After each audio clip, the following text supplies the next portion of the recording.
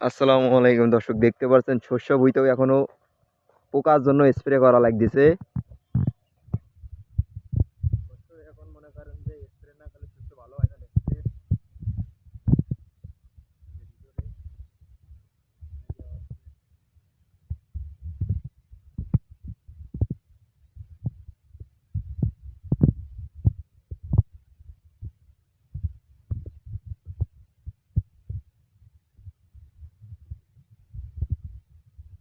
ভাই, এখন তাহলে শস্য স্প্রে করা লাগে, তাহলে তো শস্য ভালো হচ্ছে না, তাই তো?